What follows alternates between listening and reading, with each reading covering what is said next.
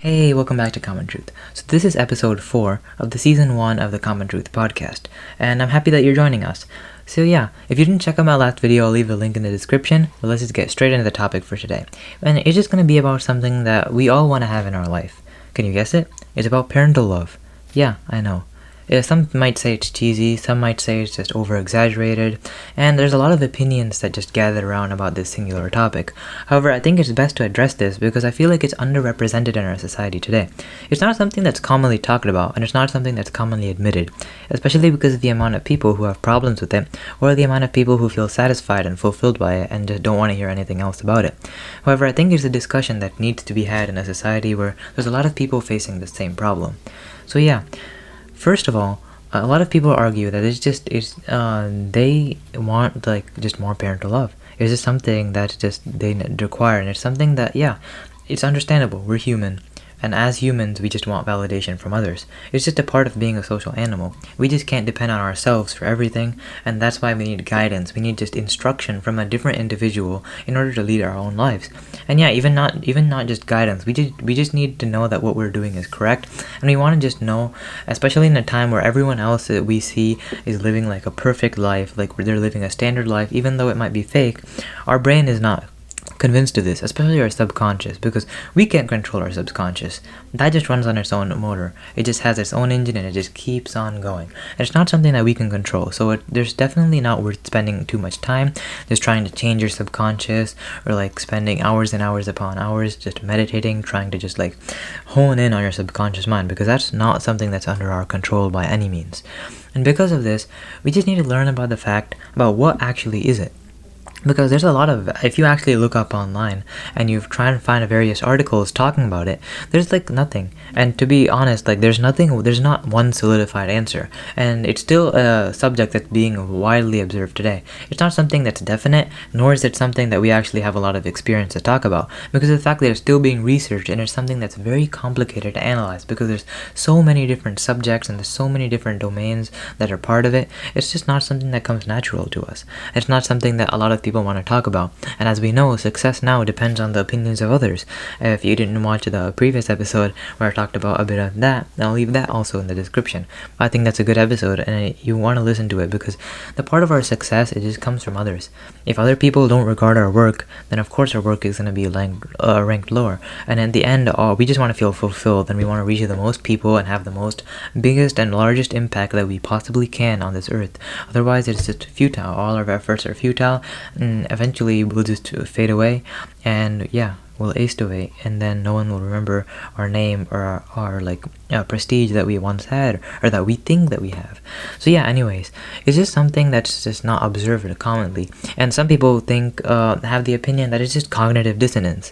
If you don't know what that is, it's basically just a psychological condition that says that if there's inconsistencies in our mind. It's basically something that says what we picture and what we actually know, there's inconsistencies between everything. And especially when there's conflicting ideas and we don't want to hear anything that's opposing us. So when we have this, we just kind of have conflictions in our mind, and we have a vast difference between what we know and what they think they know, and then our opinion on how valid their points are, or anything. And for this very reason, have you noticed that in our society there's a small, even though it might not be large yet, at one point it was a bit larger, but now it's not as large because of rising popularity. But anyways, there's a small negative tint or connotation on the people who just refuse to have children. And some people are okay with this. They're I don't really care, you do you, I do my thing.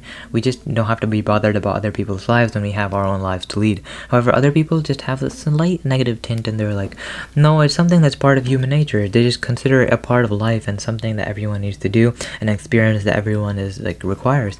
However, they just can't conceptualize the fact that some people just don't need this or earn it. And it could be for a variety of reasons. If they themselves have a rough childhood, then they might not have the confidence in themselves to believe that they can convey that and then provide that for another individual, especially one that they would end up loving. So and other people believe that in part of this cognitive dissonance theory, actually, some people believe that just love is fake. We're just picturing the end result, and we're picturing when people actually have children, they're just picturing one thing in our lives, and because of that certain fact, we're just thinking about the end result, and people, when they actually are having to choose a child, in the subconsciously it's just running that the end result is what we actually do. And as a result, people have actually done tests on this, and conclusively I would say that it has some validity but not complete validity, because of the fact that in some cases they said that like when the parents were having infants, of course they're gonna be annoying and it's just gonna be a burden on your life.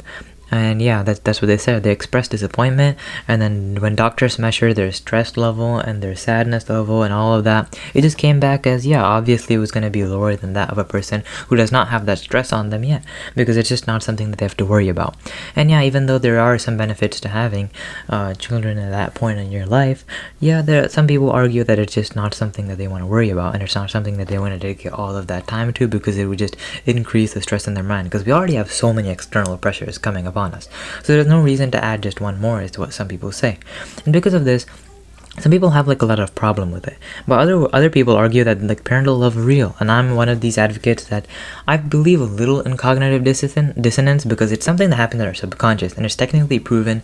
So I feel like there's no arguing with a tiny part of it, but I feel like a lot of doctors or like the testers, psychologists are all missing upon the fact that in the end, when actually people are conveying their love, there's no emotional test that can really convey that. It's not something that can be measured by some futile test or something like that. And because of this, if you actually were to observe a good healthy like parent on relationship or parent-daughter relationship or anything that's like anyone when you're having with your parents, then a strong good one will just result in a good positive mood all over. It's not something that's negative, and it's not something that's a burden. Of course, eventually the child is gonna spend your money and you're gonna have to earn more to provide for them, and that's just obvious thing, but that comes that's known. That's a known fact that just comes with parenthood, and that's a decision that one has to make on their own. So it's just something that just needs to be there, and it seems obvious, so it just fades away into the background. It's not really like a negative, because something isn't truly a negative unless the person thinks of it in that way, because everyone else's perceptions can influence something into just making it the entire collective negative. However, if someone pictures something in a different way, or like actually has like the opinion like internally, not just expressing it outward, because some people can express it outward but not believe it internally.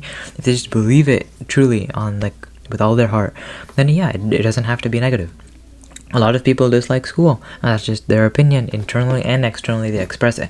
However, other people just like they might try and express it externally that they do enjoy it, however they don't, and other people actually truly do enjoy it, and they find it as a very refreshing experience from their own lives, and are just like wait patiently for it, and think that it's a part of their childhood that they want to cherish. And of course people are gonna have like opinions in between. It's not something that's definite, but it's definitely, I feel like it's the same with like parental love. And however, there's a lot of people with problems of it, because of course not everyone's gonna have the same level of childhood, and in fact, like we've seen, there's orphans out there now, and even though they have a sad life, and like we as people who have like a strong bond maybe with our families, then we feel for them, because we know that it's maybe, especially when we know all the experience that all are our own experiences, and then we know that they missed out on a lot of those things, and because of that they might not be living the life that they need. However, psychologists found that early on, if they do find a family, then they're just completely happy, and they're actually more responsible, because they know how to deal with pain, and they know how to deal with like maturity, because they had to be exposed to such external life pressures at that point.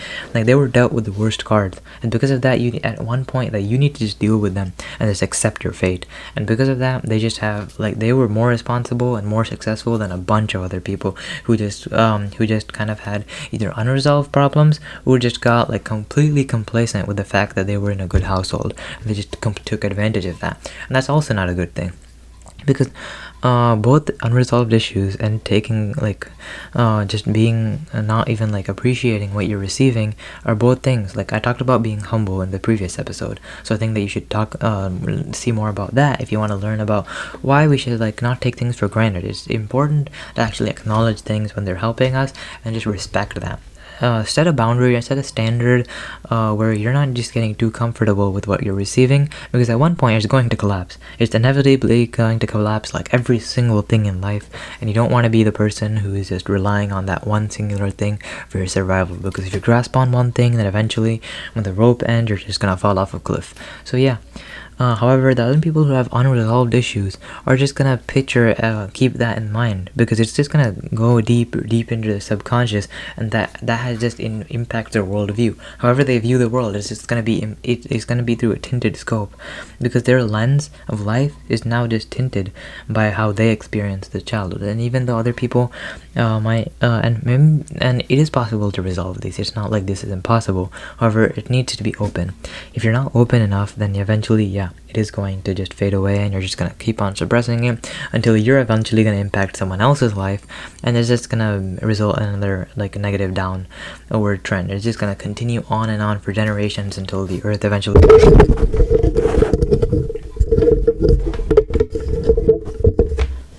continue on and on until the earth eventually dies and humans just go extinct. So thank you for listening to this episode, and I really appreciate you listening.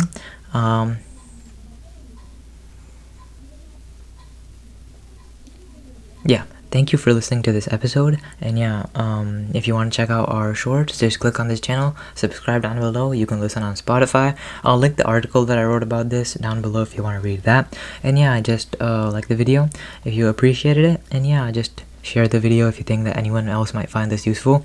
And thank you for listening. I do genuinely appreciate it, and I hope you learned something. And we'll see you in the next one.